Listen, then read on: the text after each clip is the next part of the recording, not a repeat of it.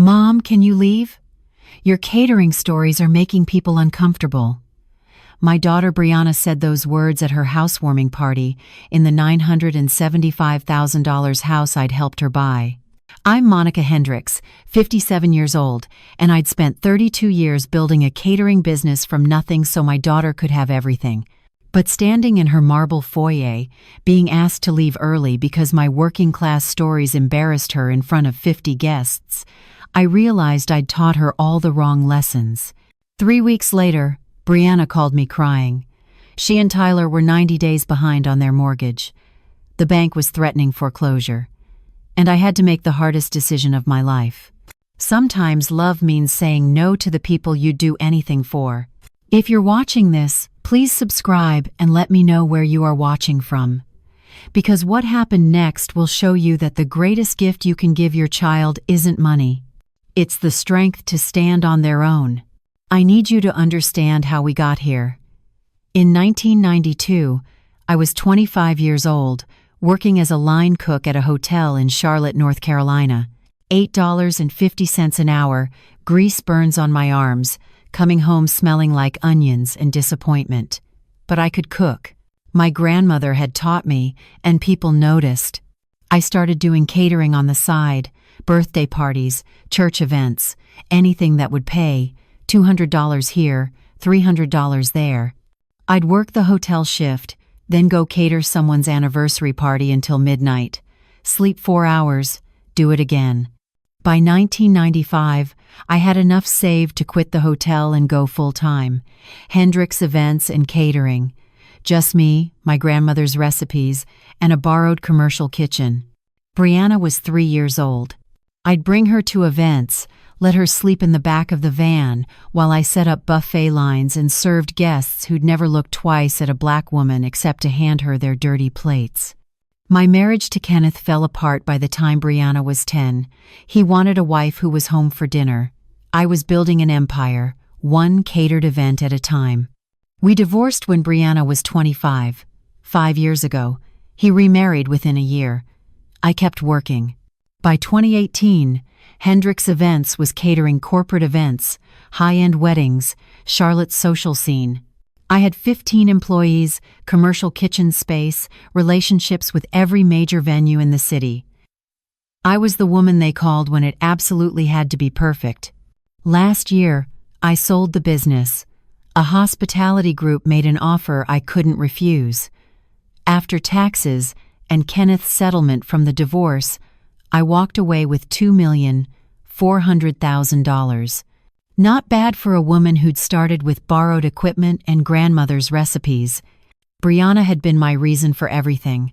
When other kids got store-bought birthday cakes, Brianna got custom ones. When her friends went to state schools, Brianna went to private college out of state, $52,000 a year. When she wanted designer clothes, European vacations, anything, I never said no. I'd worked too hard for my daughter to want for anything. But somewhere in all that giving, I'd forgotten to teach her about earning. Last fall, Brianna and her husband Tyler Preston started house hunting. Tyler worked in corporate consulting, made decent money, maybe $95,000 a year. Brianna worked in marketing at a tech startup, pulled in $68,000. Combined, they were doing well for 3 0-year-olds. But their taste exceeded their income. Nothing under $900,000 would do. They wanted Dilworth, Charlotte's historic luxury neighborhood, tree-lined streets, proximity to uptown, the kind of place where you could see and be seen. They found their dream house in October. 4 bedrooms, renovated kitchen, pool, 2-car garage. Price tag, $975,000.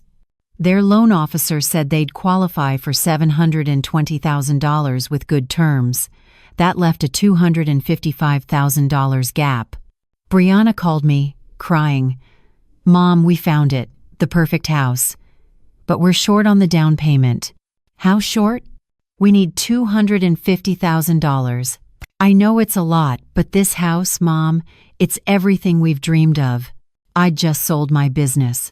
Had money sitting in accounts, earning interest, waiting for retirement that felt meaningless without someone to share it with. My daughter needed help. What else was the money for? "Let me talk to my financial advisor," I said. Daniel Chen, who'd handled the business sale, was cautious. "Monica, that's a substantial gift. Have you considered whether they can actually afford the mortgage payments on a house that expensive? They're both working professionals. They'll be fine. Their combined income is $163,000. The mortgage on that house will be around $4,500 a month. Add in property taxes, insurance, HOA fees. You're looking at $6,000 monthly just for housing. That's 44% of their gross income. Financial advisors recommend 28% maximum. They'll adjust. They'll budget." "Will they?" Daniel looked at me over his reading glasses. "Monica, you've told me Brianna has expensive taste. Does she have any experience budgeting? Living within means? She'll learn. Some people learn by doing. Others learn by failing. Which kind of learner is Brianna?" I didn't answer that question. Didn't want to face what I already knew. Brianna had never had to budget because I'd always covered the gap. Never had to make hard financial choices because Mom's money was always there as backup. But she was 30 years old, married, building a life. Time for me to step back and let her be an adult. I wired $250,000 to their account in early November. The house closed on November 18th. Brianna sent me a photo of her holding the keys, standing in front of a house that looked like it belonged in a magazine. "Thank you, Mom. We'll make you proud." The housewarming party was scheduled for December 10th. I thought I was going to celebrate my daughter's success, see the beautiful home my money had helped buy, feel proud that my 32 years of work had created this opportunity. I had no idea I was walking into my own humiliation. December 10th, 6 p.m. I pulled into Brianna's new neighborhood. Historic homes, luxury cars and driveways, the kind of place I'd catered events at for decades but never imagined living in. Brianna's house looked perfect. Professional landscaping, lights strung in the trees, valet parking for the guests. She'd spent weeks getting everything ready. I brought a housewarming gift. A framed photo of 3-year-old Brianna in my first commercial kitchen, wearing a tiny apron, helping me prep for an event. I thought it would be a nice reminder of where we'd come from, how far we'd come together. Tyler met me at the door. Firm handshake, but something felt off, cooler than usual. "Monica, glad you could make it." Not Mrs. Hendricks like he'd called me for the first year. Not even Mom. Just Monica. The party was packed. Brianna's college friends, Tyler's colleagues, neighbors from the street. Everyone holding wine glasses, talking about vacation properties and investment portfolios, wearing clothes that cost more than I used to make in a month. I found Brianna in the kitchen, directing the caterers she'd hired. Ironic, given my career. "Baby, the house is beautiful." She hugged me, quick and distracted. "Thanks, Mom. Hey, listen, can you maybe keep the catering business stories to a minimum tonight? Tyler's boss is here, and some important clients. Keep the catering business stories to a minimum. Like 32 years of my life was something embarrassing." "Sure, honey. Whatever you want." An hour into the party, I was talking with a neighbor about Charlotte's growth, how the city had changed over the decades. The woman, friendly enough, asked what I did for a living. "I recently sold my catering business, Hendricks Events. Maybe you've used catering services for events?" Before the neighbor could respond, Tyler appeared at my elbow, smooth and practiced. "Monica's enjoying retirement now. Lots of travel plans, right?" He'd cut me off, redirected. Made my 32 years of building a business disappear into retirement plans. The neighbor smiled politely and moved toward the bar. Tyler stayed, lowering his voice. "Monica, can we talk? Privately." He led me to the back patio, away from the guests. Brianna joined us, looking nervous. I felt my stomach tighten. Something was wrong. "Mom, we need to set some expectations," Brianna started, not quite meeting my eyes. "Expectations about what?" Tyler took over, his corporate consultant voice fully engaged. "We appreciate everything you've done. The down payment, your support, all of it. But Brianna and I are establishing ourselves in a certain social circle. Professional circles. These people tonight, they're important connections." "I understand that, Tyler. I've catered for Charlotte's social circles for 3 decades. "Right. But that's different than being part of them." His tone was patient, like explaining something to a child. "These are people who need to see us as peers. Business equals, not as people whose mother-in-law is in the service industry." "The service industry?" Like it was something shameful. Brianna jumped in, softer. "What Tyler means is maybe we should keep some things private. Like how much you helped with the house. It makes us look dependent." I stared at my daughter, the girl I'd raised alone while building a business. The girl who'd never wanted for anything because I'd worked 80-hour weeks to make sure she had opportunities I'd never had. "You want me to pretend I didn't give you $250,000? "We want you to respect our privacy," Tyler said. "And honestly, some of your stories about working in hotel kitchens, about catering, they don't really fit the image we're building here." "The image you're building?" "Mom, please don't make this difficult," Brianna said. "These people, they don't understand working-class backgrounds. They make assumptions." "What kind of assumptions?" "That we're not really successful, that we needed family money to get here, that we're not self-made." "Self-made? With $250,000 of my money as their down payment." Tyler checked his watch, clearly wanting this conversation over. "Look, we're just asking you to be mindful. Maybe don't stay too late. These parties tend to go long and, well, we want to spend quality time with our guests." "Quality time? Without me? So, you're asking me to leave early?" "We're asking you to be considerate of our position," Tyler said. Brianna touched my arm. "Mom, please. Just this once. For me." I looked at my daughter. At the designer dress she was wearing, probably $800. At the jewelry Tyler had given her, another few thousand. At the house around us that wouldn't exist without my money. And I saw something I'd been avoiding for years. I'd raised a woman who was ashamed of me. "I'll go," I said quietly.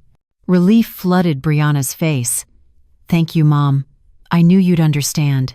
I didn't understand, but I left. Drove home to my modest townhouse in an older neighborhood, the place I'd bought after selling the business. Nothing fancy, just comfortable. The kind of place a successful caterer retires to. Not the kind of place Brianna wanted to tell her new friends her mother lived. That night, I sat in my living room thinking about 32 years, the double shifts, the missed school events, because I was catering someone else's celebration, the holidays spent working while other families gathered, the divorce because Kenneth wanted a wife who was present, not building an empire. All of it so Brianna could have more, better, easier. And she just asked me to leave her housewarming party because my success story was the wrong kind of success. My phone rang at Elevep. Kenneth, my ex-husband. "Monica, I just got off the phone with Brianna. She said you left the party early. What happened?" I told him everything. The conversation on the patio, the request to minimize my catering stories, the dismissal of 32 years as service industry. Kenneth was quiet for a long time. "I warned you about this." "Warned me about what?" "About giving her everything. About never making her work for anything. About teaching her that money solves problems instead of creating character. I was trying to give her opportunities we didn't have. You gave her money without wisdom, things without gratitude, comfort without struggle, and now she thinks she earned what you gave her. That's not fair, isn't it?" "Monica, when's the last time Brianna thanked you for something? Really thanked you, not just a quick text or obligatory holiday card?" I couldn't remember. "She called me tonight asking about my retirement accounts," Kenneth continued. Wanted to know if I'd help them with some renovations, $35,000 worth. Pool resurfacing, kitchen upgrades, landscaping. You're kidding. Dead serious. I said no. Told her if they can afford a $975,000 house, they can afford their own renovations. She got upset, said I was being unsupportive, that you'd help if she asked. Would I? Probably. That was the problem. Kenneth, what do I do? You stop. You stop giving. You stop enabling. You stop teaching her that mom's money is an infinite resource that requires no gratitude. She'll be angry. She'll learn. Or she won't. But either way, you'll stop being her ATM. After we hung up, I sat in the dark thinking about boundaries, about love versus enabling, about the difference between helping someone and preventing them from growing. My phone buzzed. Text from Brianna. Thanks for understanding tonight, Mom. Party was a huge success. Tyler's boss was really impressed. Love you. Love you. 2 words that used to mean something. Now they felt like the closing line on a transaction. 3 weeks later, my phone rang at 7 a.m. Brianna, crying so hard I could barely understand her. Mom, we need help. The mortgage. We're behind. 90 days. The bank sent a letter. Foreclosure. Mom, we're going to lose the house. I'd been waiting for this call. Had known it was coming from the moment Daniel Chen told me their housing costs would eat 44% of their income. How far behind are you? $13,500, 3 months, plus late fees. Mom, please, we just need help catching up. Then we'll be fine. 3 months behind. In a house they'd owned for less than 4 months. Brianna, what happened to your salaries? We had expenses. The furniture, the renovations, the HOA fees, Christmas. Everything cost more than we expected. How much in credit card debt? Silence. Brianna, how much? $42,000. But that's manageable. We just need help with the house payment. Just this once. Then we'll budget better. I promise. Just this once. The same words she'd used when asking for college spending money. For the car. For the destination wedding. For the down payment. Brianna, I need to think about this. Think about what? Mom, we're going to lose the house. Your $250,000. Everything. If you just help us catch up, I'll call you back. I hung up before she could finish. Sat at my kitchen table looking at a photo of 3-year-old Brianna in her tiny apron, back when she'd been proud of her mother's work. I called Daniel Chen before calling Brianna back. Monica, I wondered when I'd hear from you about this. You knew? I didn't know specifically, but I suspected. They're 90 days behind on a mortgage they've had for 4 months. That's not bad luck. That's fundamental inability to afford the house. She's asking for $13,500 to catch up, says they'll budget better after this. And do you believe that?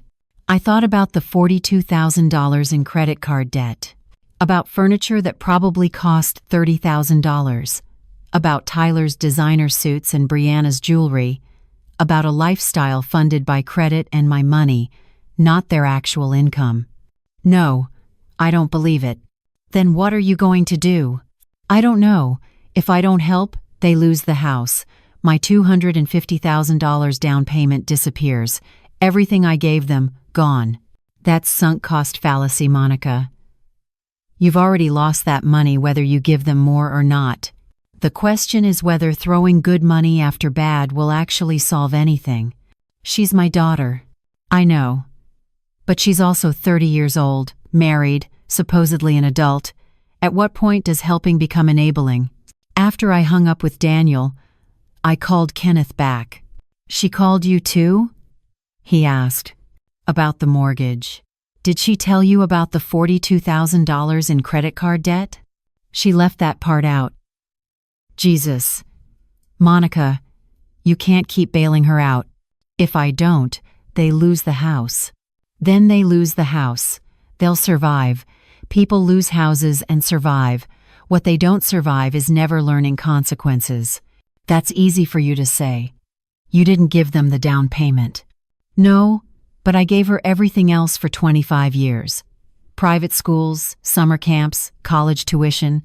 I enabled her just like you did. The difference is, I stopped when the divorce forced me to. You kept going. So this is my fault? It's both our faults. But you're the one with the power to change it now. You're the one she's calling for rescue. What are you going to do? I spent 3 days thinking about that question. 3 days while Brianna called twice a day, each call more desperate than the last. Mom, the bank gave us 30 days before they start foreclosure proceedings. Please, we just need this one help. We'll cut expenses. We'll budget. Tyler's even talking about picking up consulting work on the side. Tyler's talking about it or actually doing it? He's researching opportunities. Mom, please. Don't you want to see your grandchildren in this house someday? Grandchildren. She'd brought up hypothetical grandchildren as leverage, kids that didn't exist yet, to manipulate me into funding a lifestyle she couldn't afford. On the 4th day, I drove to their house, unannounced, midday on a Tuesday when I knew they'd both be at work. I wanted to see the house without them performing for me, without the careful staging. I still had the garage code from when I'd helped them move in. Let myself in through the garage into the kitchen. I found the bills on Tyler's desk. Opened the file folder labeled Household Finances. Credit card statements. Not just $42,000. That was just the balance on one card. There were 3 more. Total debt. $68,000. Monthly minimum payments alone were $2,100. Furniture store financing. 31, noll still owed. Interest rate 24,99%. Car payments. Both of them had upgraded within months of buying the house. Tyler's Audi, $847 monthly. Brianna's BMW, $695 monthly. HOA fees I knew about, $400 monthly, but there were other bills I hadn't known. Lawn service, $300 monthly. House cleaner, $400 monthly. Pool maintenance, $250 monthly. I added it up. Mortgage, $4,500. Property tax and insurance, $1,500. HOA, $400. Credit card minimums, $2,100. Car payments, $1,542. Furniture financing, $620. Lawn, cleaning, pool, $950. Total monthly housing and debt, $12,112. Their combined take-home after taxes and insurance was maybe $10,000. They'd been underwater from day one. The $13,500 they were behind wasn't bad luck. It was mathematical inevitability. My phone rang. Brianna? Mom, where are you? Tyler just got an alert that someone used the garage code. I'm at your house. I needed to see something. What are you doing there? Looking at your bills. Brianna, you're not 90 days behind because of bad timing. You're behind because you can't afford this house. You never could. Silence. Mom, that's private. You had no right. I had every right. I gave you $250,000. I have the right to know what you did with it. We bought a house. You bought a house you can't afford and filled it with furniture you can't afford and cars you can't afford and a lifestyle that requires twice what you actually earn. We'll figure it out. How? By borrowing more? By asking me for more money? Brianna, even if I give you the $13,500, you'll be behind again in 3 months. Because your expenses exceed your income by $2,100 every single month. Then we'll cut back. On what? The $300 monthly lawn service, the house cleaner, the pool guy, that's $950 total. You're still $1,100 $100 short every month. You'd have to cut everything and sell one of the cars just to break even. We're not selling our cars. Then you can't afford the house. Her voice went cold. So you're saying you won't help us? I'm saying I can't help you. There's a difference. If I give you $13,500 today, you'll need another $13,500 in 3 months, and another after that. I'd be funding a sinking ship. So you're just going to let us lose the house? Your $250,000 down the drain? That money is already gone, Brianna, whether I give you more or not. The question is whether I'm going to keep throwing money at a situation that can't be fixed with money. I can't believe you. After everything we've been through, after I asked you to that party, made you feel welcome, you asked me to leave early because my catering stories embarrassed you. Silence again. Brianna, I love you, but I'm not giving you more money. Not for the mortgage, not for anything. It's time for you and Tyler to figure out what you can actually afford. Fine. We'll figure it out ourselves. Don't expect to hear from us. She hung up. 3 days of silence. No calls, no texts, nothing from Brianna or Tyler. I told myself this was healthy. Boundaries, tough love. All the things therapists write about in books that make it sound clean and principled instead of heartbreaking. On day 4, my phone rang. Not Brianna. Emma, her college roommate. Mrs. Hendricks, I don't know if I should be calling you, but I'm worried about Brianna. What's wrong? She's been staying at my place since Tuesday. Won't really talk about what happened, just says you refused to help them with something. She's a mess, Monica. Crying all the time, barely eating. I've never seen her like this. Brianna was at Emma's, had left Tyler, or at least left the house. Did she say anything specific? Just that you abandoned her when she needed you most, that you chose money over family. Monica, I don't know what happened between you two, but she's really hurting. After we hung up, I sat with that word. Abandoned. I'd spent 32 years making sure Brianna never felt abandoned. Working double shifts so she could have dance lessons. Missing my own life so she could have hers. And now, the first time I'd said no, she felt abandoned. That evening, Tyler called. His voice was different. Not the smooth corporate consultant, something raw. Monica, we need to talk. In person. About what? About the fact that Brianna's been gone for 4 days. About the fact that our marriage might be over. About the fact that I don't know how to fix any of this. We met at a coffee shop in South End. Tyler looked terrible. Unshaven, rumpled suit, dark circles under his eyes. She won't answer my calls, he said, stirring coffee he wasn't drinking. Texts me once a day just to say she's fine. That's it. Emma said she's staying with her. I know. I drove by Emma's place. Brianna's car is there, but she won't see me. Why are you telling me this, Tyler? Because you were right. About everything. The house, the debt, the lifestyle we couldn't afford. You were right, and I was too proud to admit it. What changed? I looked at our finances, really looked at them, did the math you probably did in your head, standing in our house. We're $2,100 short every month. Even if we cut everything, we'd still need to sell a car to break even, and we can't sell a car because we're both upside down on the loans. So what are you going to do? I don't know. The bank is moving forward with foreclosure. We have maybe 60 days before we're out. I've been looking at apartments, but Monica, everything decent requires income we don't have after the car payments and credit card minimums. You could sell the cars. And drive what? We both need cars for work, and even if we sell them, we'd still owe money on the loans. We're buried. I watched him sit there, this 3-year-old man who'd been so confident at the housewarming party, asking me to minimize my catering stories so he could impress his boss. Now, he looked like a kid who'd finally realized he'd been playing dress-up in adult clothes. Tyler, why did you ask me to leave the party early? He looked down. Because I was ashamed. Of me? Of myself. I grew up poor, Monica.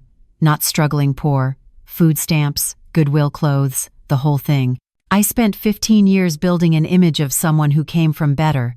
And then there you were, talking about working in hotel kitchens and catering events, and all I could see was my own mother working as a housekeeper.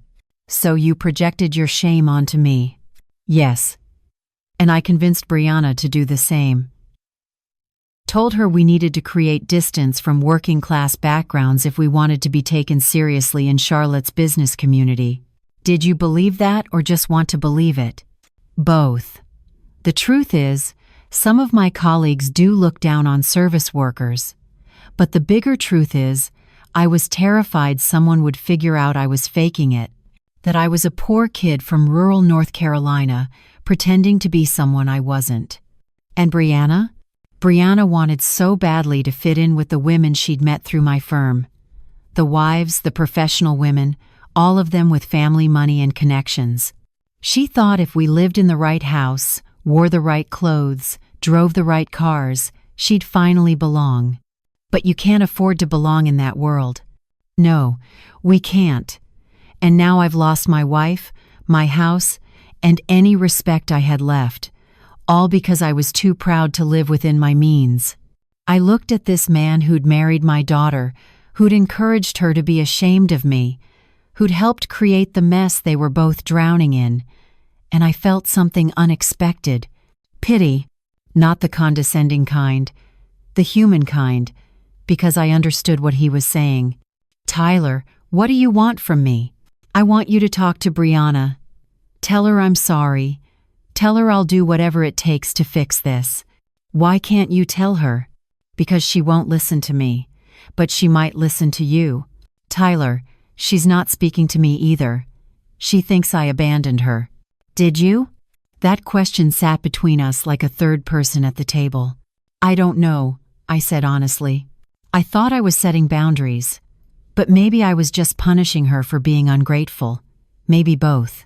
I drove to Emma's apartment that evening. Didn't call ahead. Didn't text. Just showed up. The way I'd shown up at Brianna's house to look at her bills. Emma answered the door, surprised. Mrs. Hendricks, I don't know if this is a good time. Is she here? Yes, but I need to see my daughter. Emma stepped aside. Brianna was on the couch in sweatpants and one of my old catering company t-shirts, the ones I used to wear for kitchen prep.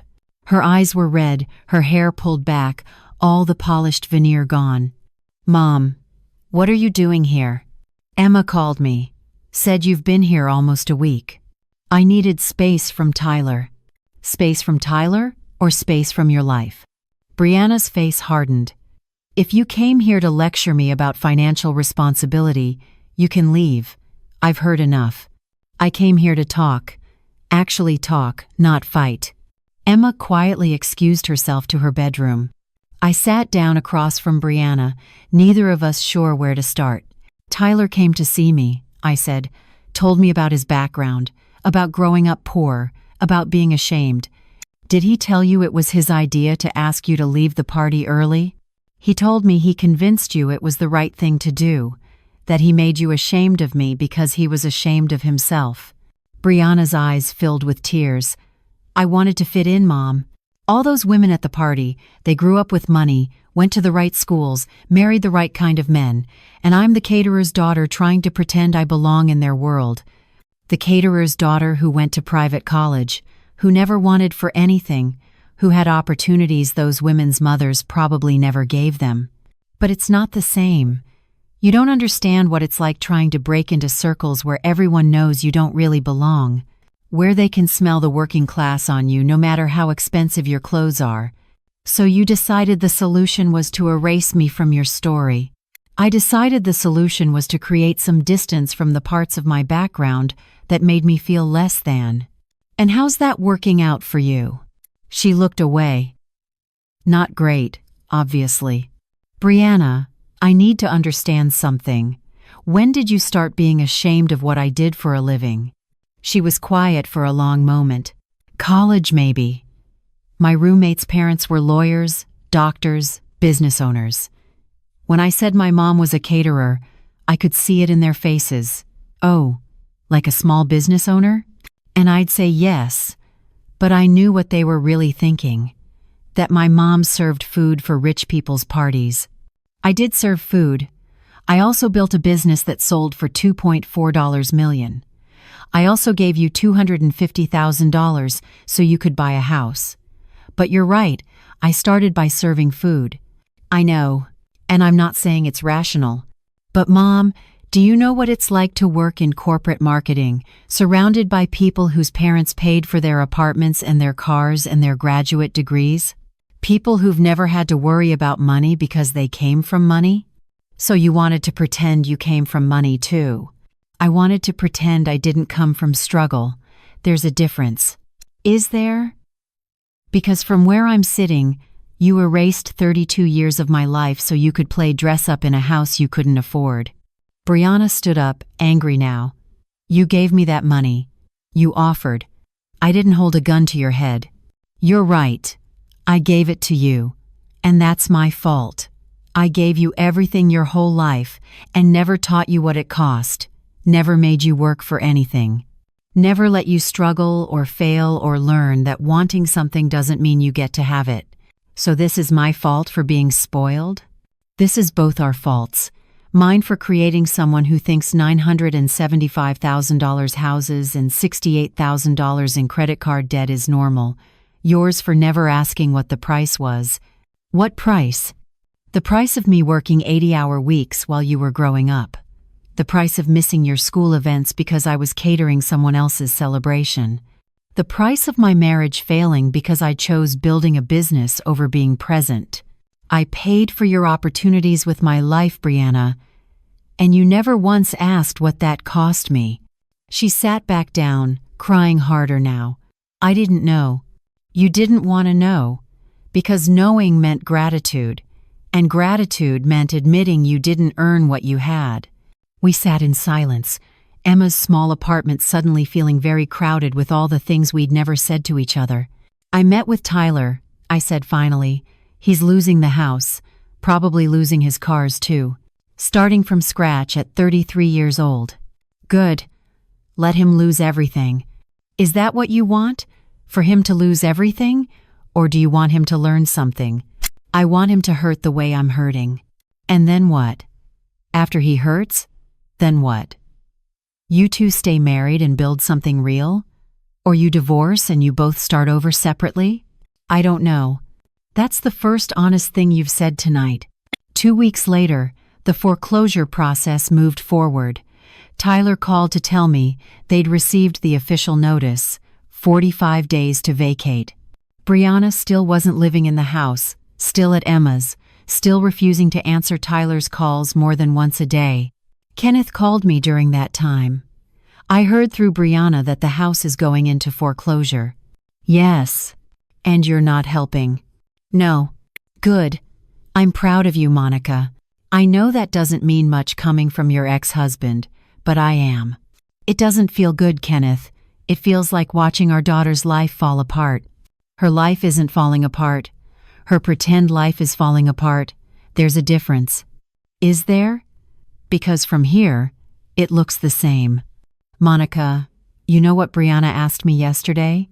She asked if I'd co-sign a lease for an apartment. Said her credit was too damaged from the late mortgage payments to qualify on her own. What did you say? I said no. That she's 30 years old and needs to figure out her own housing. She got angry. Said I was abandoning her just like you did. We're both terrible parents, apparently. We're both parents who enabled her for too long and are now trying to fix it. That doesn't make us terrible. It makes us late.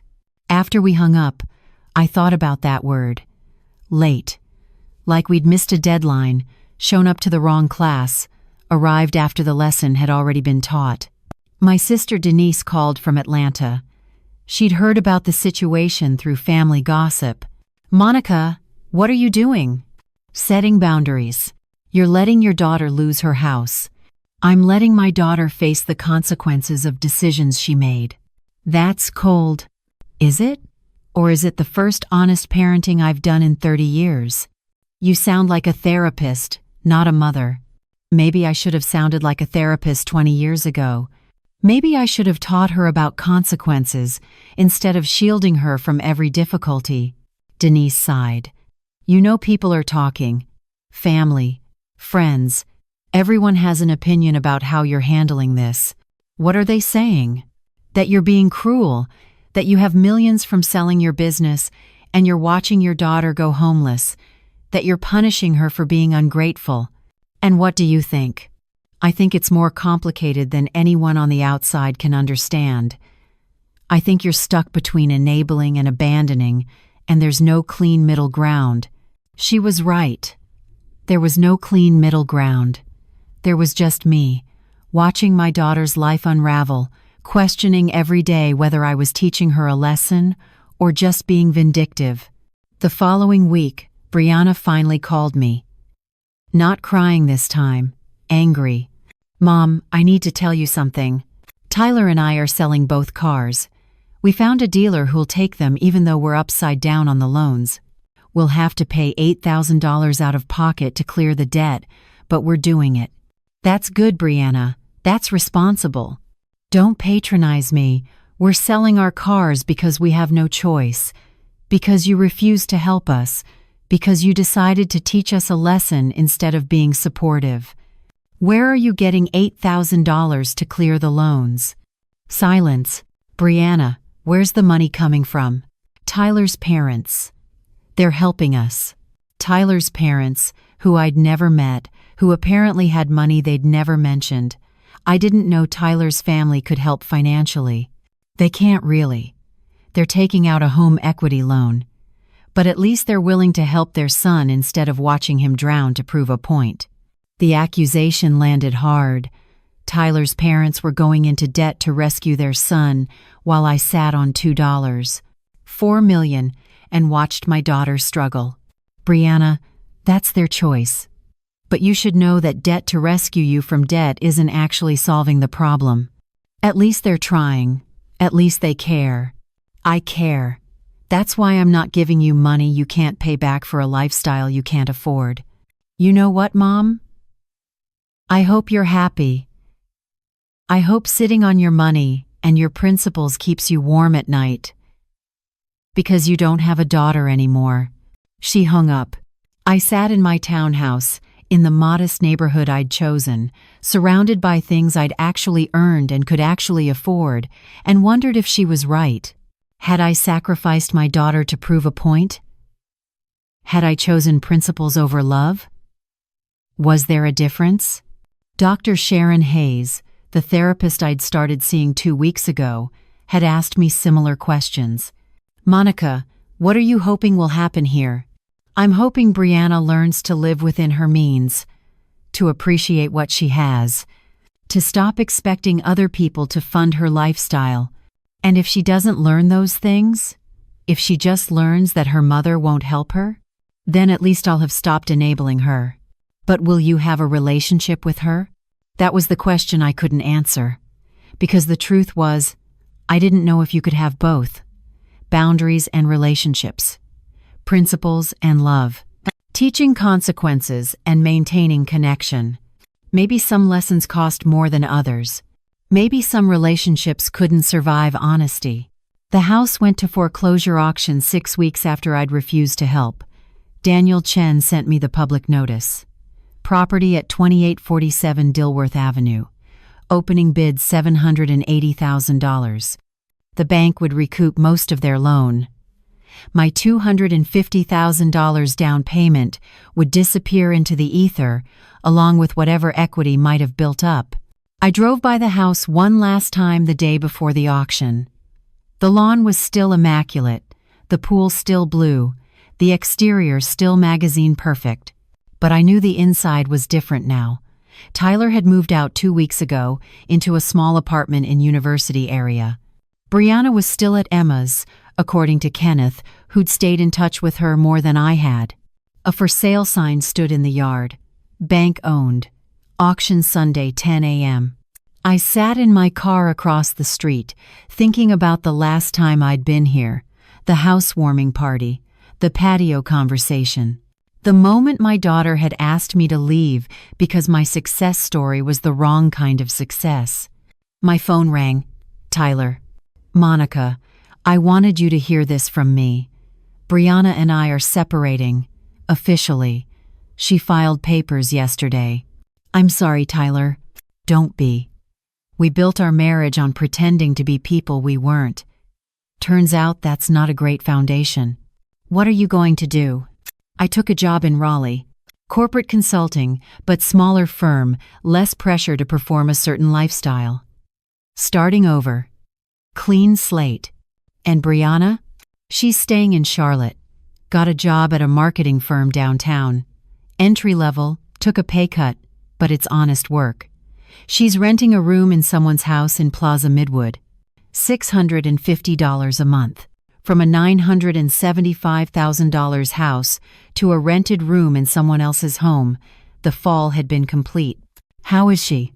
Angry, hurt, blaming everyone but herself. But Monica, I need to tell you something.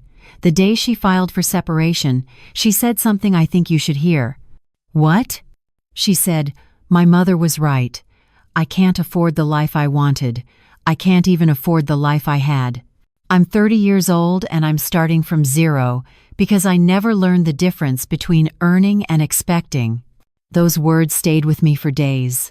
Brianna had finally understood, but understanding had cost her everything. Her marriage, her house, her cars, her pretend life. Was that what I'd wanted? For her to lose everything to learn a lesson? Dr. Hayes asked me that question in our next session. Monica, are you satisfied with the outcome?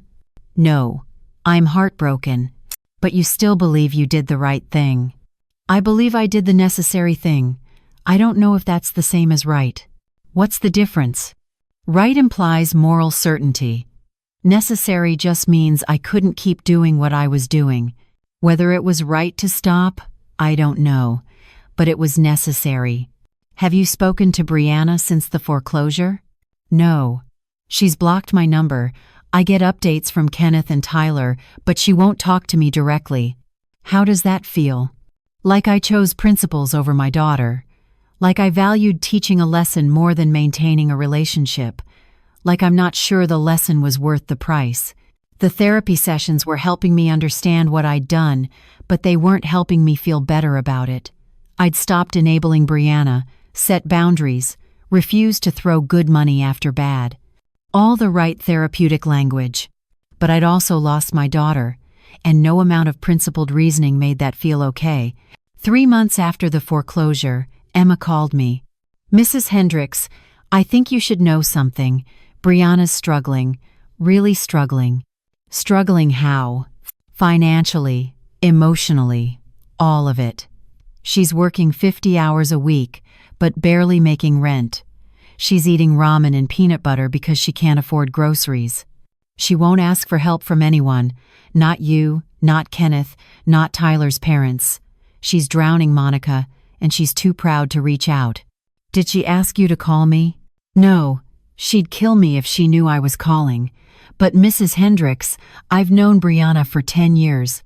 I've never seen her like this. She's lost weight. She's not sleeping. She's working herself sick trying to prove she can make it on her own. Maybe that's what she needs to do. Or maybe she needs to know her mother still cares. That boundaries don't mean abandonment. After Emma hung up, I sat with that distinction. Boundaries versus abandonment. Where was the line? When did refusing to enable become refusing to care? Kenneth called that evening with similar concerns. Monica, have you seen Brianna lately? She won't see me. Blocked my number, remember? I saw her yesterday. She looks terrible. Exhausted, stressed, barely holding it together. I offered to help with groceries. She refused, said she had to do this on her own. Maybe she does. Or maybe we both went too far. Maybe there's a middle ground between enabling and completely cutting her off. Kenneth, I didn't cut her off. I just stopped funding a lifestyle she couldn't afford. And now she can't afford food. Is that what you wanted? For our daughter to be struggling to eat? Of course not. Then maybe it's time to figure out what appropriate help looks like. Not bailing her out, not giving her money for houses she can't afford, but basic support while she learns to stand on her own. I thought about that conversation for days. About the difference between enabling and supporting. About whether there was a way to help Brianna without teaching her that mom's money would always rescue her from consequences. 4 months after the foreclosure, my doorbell rang on a Saturday morning. I opened it to find Brianna standing on my porch. She looked different. Thinner, yes, but also older somehow, less polished. Her clothes were off the rack, her hair pulled back in a simple ponytail, no jewelry except small earrings. She looked like someone who'd been stripped down to essentials. "Hi, Mom." "Brianna." "Come in." She stood in my living room, looking around like she'd never been here before. "Your place is nice. I've never really paid attention before. Would you like coffee?" "Yes, please." We sat at my kitchen table, the awkward silence of two people who'd said too much and not enough. "I didn't come here for money," Brianna said. "I need you to know that first. I'm not here to ask for help." "Why are you here?" "Because I owe you an apology. A real one.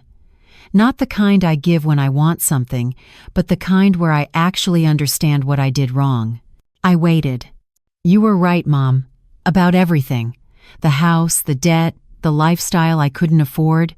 I spent 30 years taking what you gave me and never once asking what it cost you. I was ashamed of you because being proud of you meant admitting I didn't earn what I had." "Brianna, let me finish, please. I need to say this."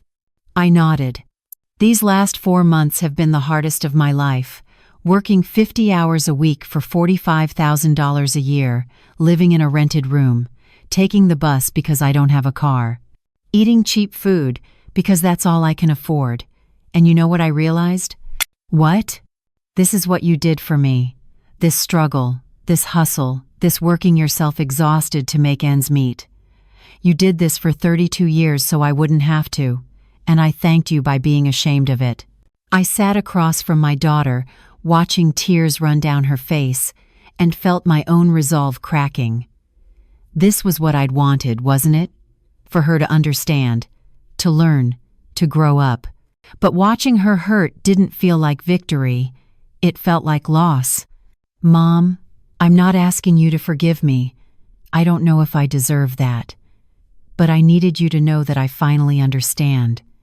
Not because I lost the house, or the cars, or my marriage, but because I'm living the life you lived to build my opportunities. And it's hard.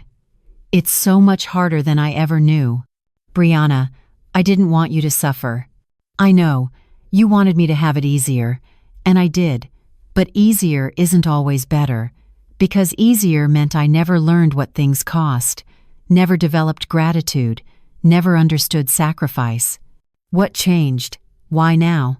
She looked down at her hands, rough from work, nails unpolished. 3 weeks ago, I served coffee to a woman at my office.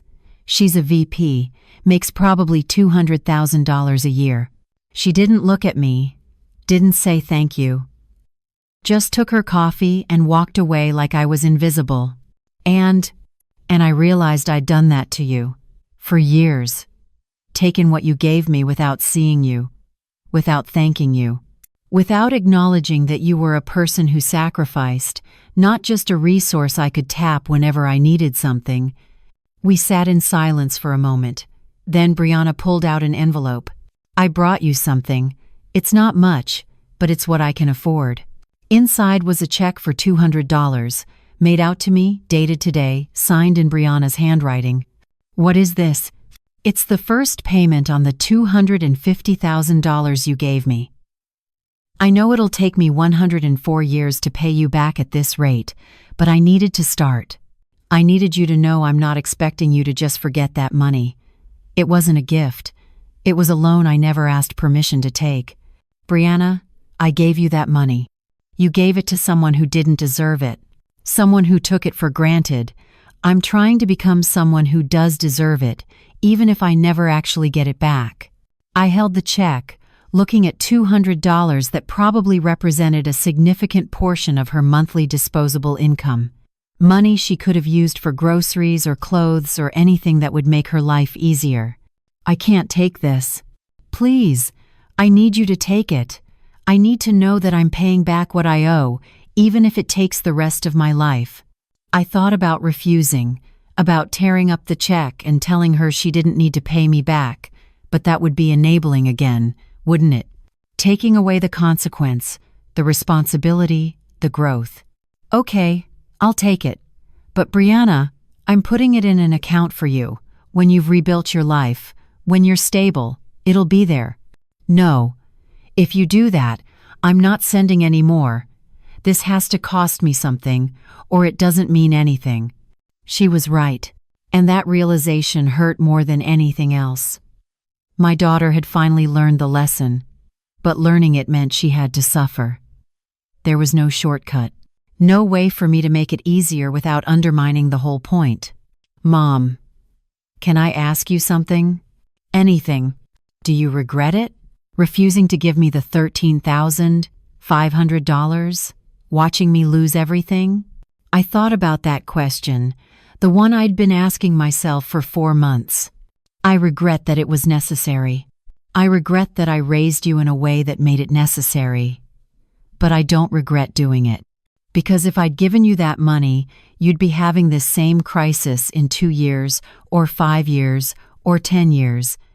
I'd just be delaying the inevitable. So, you knew I'd lose everything.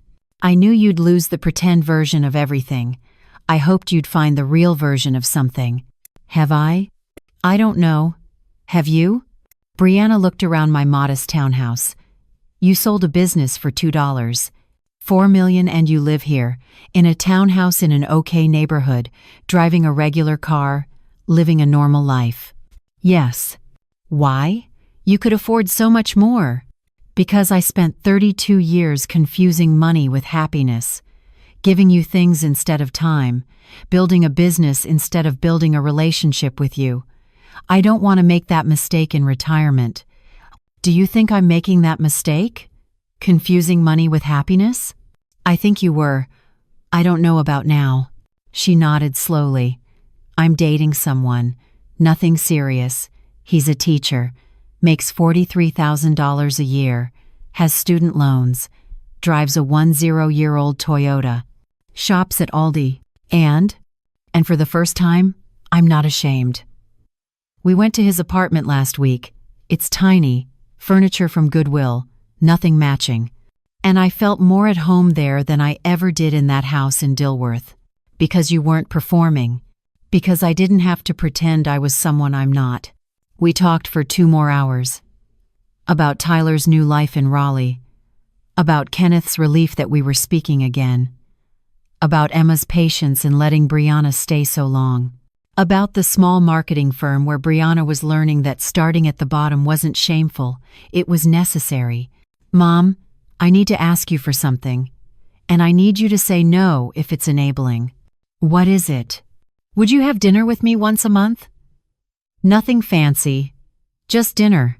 I'll cook at my rented room or we can go somewhere cheap. But I want to rebuild our relationship. The real one, not the transactional one where I called you when I needed money. Brianna, I'd like that. And, if I ask you for money, tell me no. What if you really need help? Then I'll ask you to help me figure out solutions that don't involve giving me money. Help me budget. Help me think through decisions. Help me learn to fish instead of giving me fish. I can do that. Before she left, she hugged me. Really hugged me. Not the quick, obligatory hugs from the years of taking, but the kind of hug that means I see you and I'm sorry and I'm trying.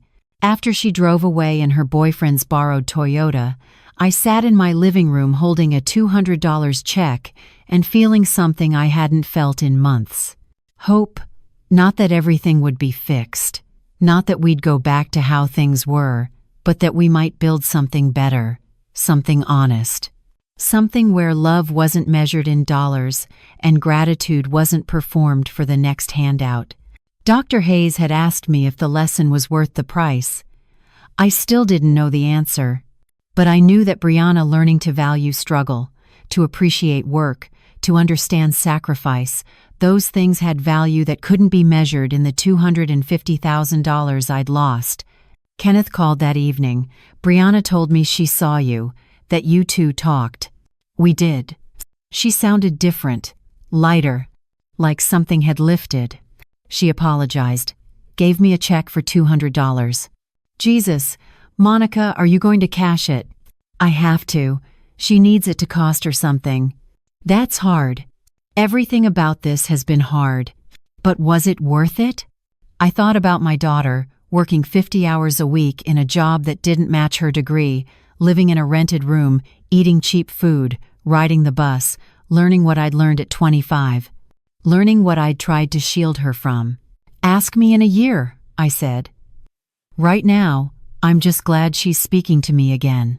8 months later, I was sitting in my townhouse on a Saturday morning when Brianna texted me a photo, her standing in front of a small apartment building in Plaza Midwood, holding keys. Got my own place. 1 bedroom. $950 divided by month. I can afford it on my own. No request for furniture money. No hint that I should help with the deposit. Just pride in an achievement that was entirely hers. Today, she was moving into her own apartment. I drove over with a box of kitchen supplies. Basic things from my own kitchen I'd replaced over the years. Nothing expensive, just functional. The apartment was small. Really small. Maybe 600 square feet. But it was clean, in a safe neighborhood, and entirely hers. It's perfect, she said, looking around the empty space like it was a palace. It's a good start. Mom, can I show you something? She pulled up her phone, opened a spreadsheet. I've been tracking my finances, every dollar. Look, I looked at months of income and expenses, meticulously recorded. Rent, utilities, food, transportation, loan payments, even $200 monthly to me. At the bottom, a small positive number.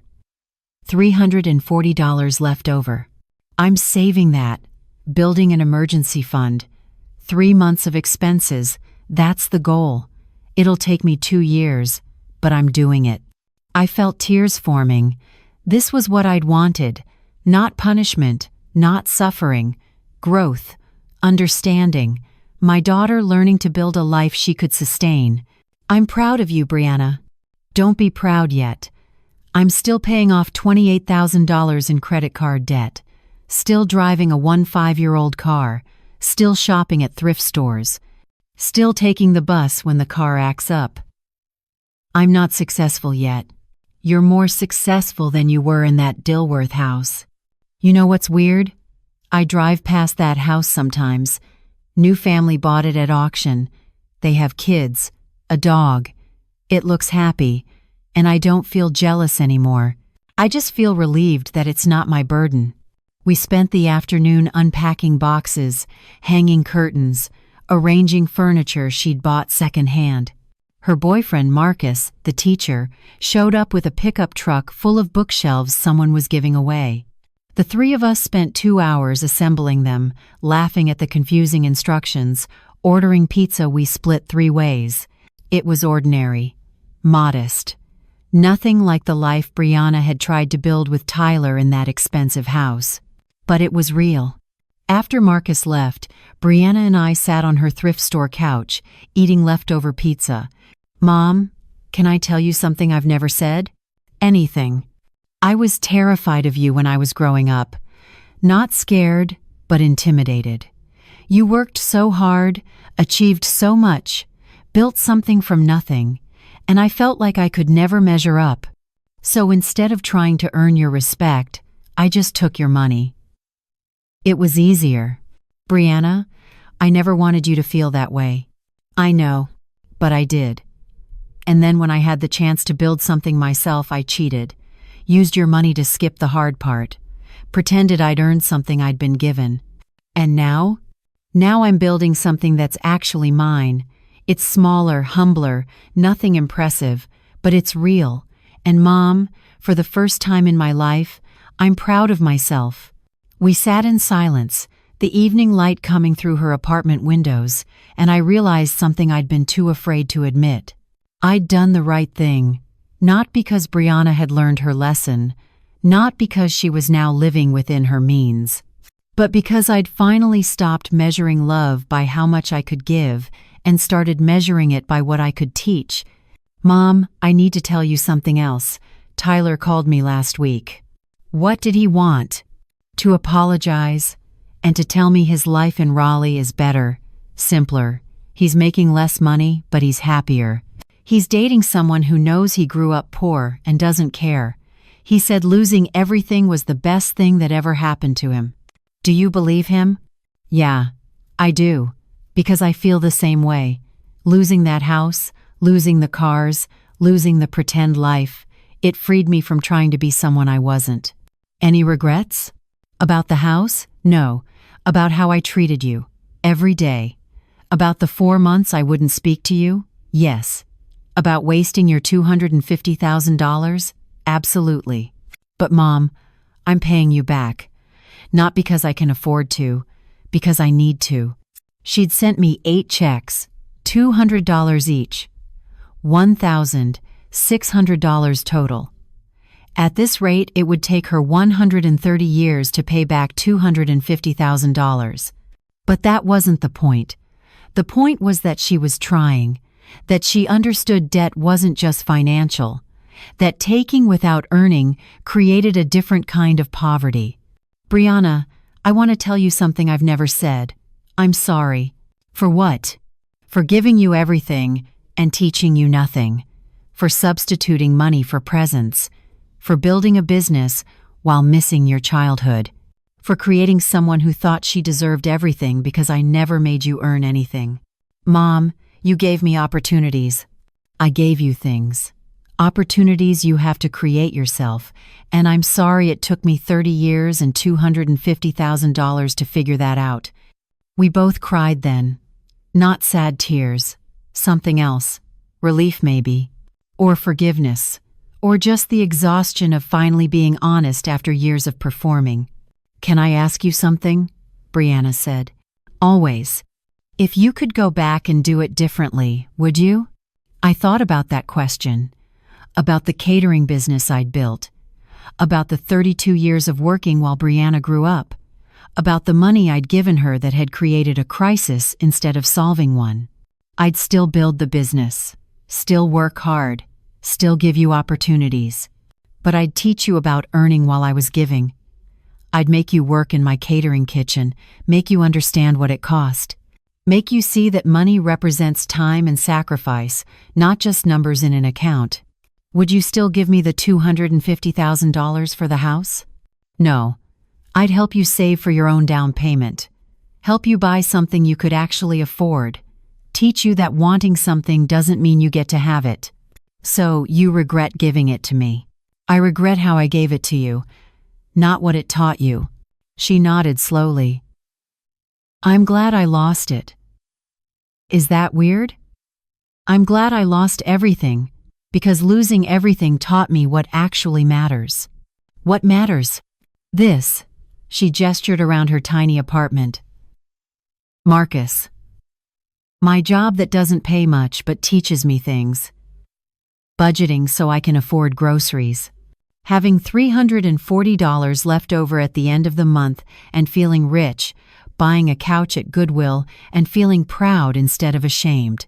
As I drove home that evening, I thought about success, about how I'd defined it for 32 years, money earned, business built, financial security achieved. But maybe success was simpler than that. Maybe it was watching your daughter learn to build a life she could sustain.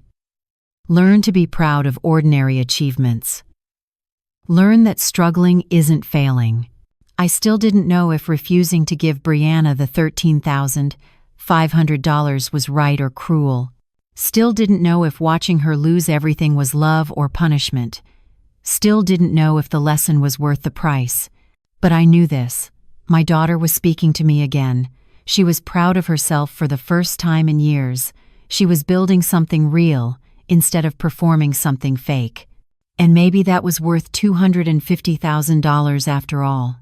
Now I want to hear from you. Where are you watching this from? What city? What country? Drop it in the comments below. I love connecting with people around the world over these complicated stories about family, money, and the lessons that cost more than we want to pay. Here's the real question, and I need you to be brutally honest. Was I right to refuse the $13,500? Should I have helped Brianna catch up on the mortgage and prevented the foreclosure? Or was I right to let her lose everything so she could learn what things actually cost? Hit that like button if this story made you question your own parenting choices. If you've ever struggled with the line between helping and enabling, if you've ever had to watch someone you love suffer because preventing their suffering would prevent their growth. Share this if you know someone dealing with entitled adult children, or someone wrestling with how much to sacrifice for family, or someone trying to figure out if giving money is the same as giving love. Someone who needs to hear that sometimes the hardest gift you can give your child is the space to fail. And subscribe for more real stories about parenting adult children, financial boundaries, the price of generosity, and what happens when the greatest act of love is saying no. Because the truth is, raising kids doesn't end at 18. The hardest parenting happens when they're adults, and you have to decide whether to rescue them from consequences or let them learn the lessons you tried to shield them from. Thanks for watching. Thanks for listening to the whole complicated truth about what happened when I refused to enable my daughter and had to live with the consequences of teaching her consequences. And thanks for understanding that some stories don't end with vindication or regret. Some stories just end with two imperfect people trying to love each other honestly for the first time. See you in the next video.